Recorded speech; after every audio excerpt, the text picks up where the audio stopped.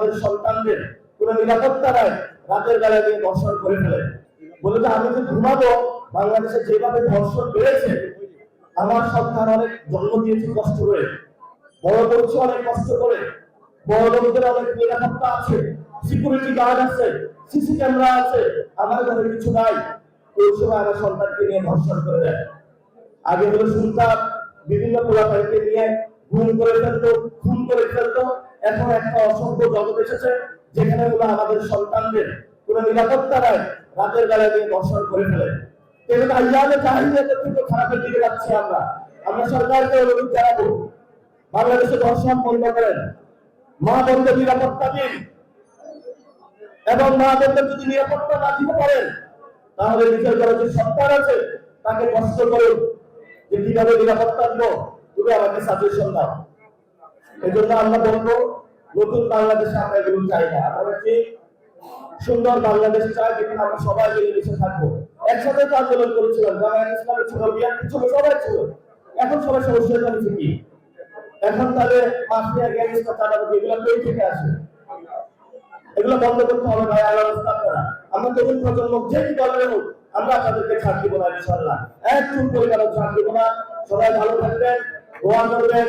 শীর্ষ নেতৃবৃন্দ উপস্থিত আছেন, জামায়াত ইসলামী শীর্ষ নেতৃবৃন্দ উপস্থিত আছেন, জাতীয় নাগরিক পার্টি সম্মানিত আহ্বায়ক এবং বিরোধী দলীয় চিফ হুইপ ঢাকা 11 মাননীয় সংসদ সদস্য জনাব নাহিদ ইসলাম উপস্থিত আছেন, যার নেতৃত্বে আমাদের উত্তরাঞ্চল দুর্ভাগ্যে এগিয়ে চলছে এবং যাকে ইঞ্জিনিয়ারিং মাধ্যমে হারানো হয়েছে, কিন্তু উনি আমাদের হৃদয়ে এখনো জনতার একটি হিসাবে বসবাস করছেন।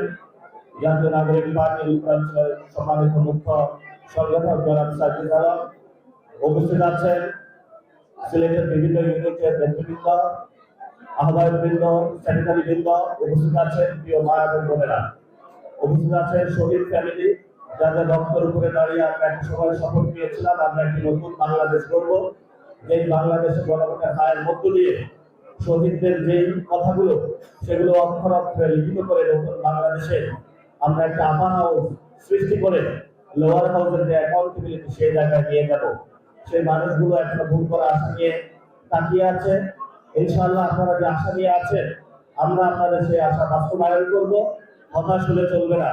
কোরআনে এসেছে লা তাহজান ইন্নাল্লাহা মা'ানা, হতাশ হবেন না, দুঃখ করবেন না, আল্লাহ তাআলা আমাদের সাথে আছেন। আমরা একমাত্র এক আল্লাহকে ভয় পাই, আর কাউকে ভয় পাই না। সিলেট একটা সমৃদ্ধির শহর। এখানে আমি শুনেছি জামাত, BNP, NCP, junta, Khelafat Majlis, মেধাবী ইসলামের পার্টি সব দলের নেতৃবৃন্দ এখানে উপস্থিত হয়েছে এবং সবাই সবার মধ্যে দেখি ফ্যামিলির মধ্যে বিয়ে শাদী সবকিছু দেয়, অর্থাৎ রাজনৈতিক ফ্যামিলির মধ্যে এখানে সবকিছু হয় এবং কেউ কারো কোনো বিরুদ্ধে কোনো ষড়যন্ত্র, বিশেষ করে এই ধরনের কোনো রাজনীতি হয় না এখানে।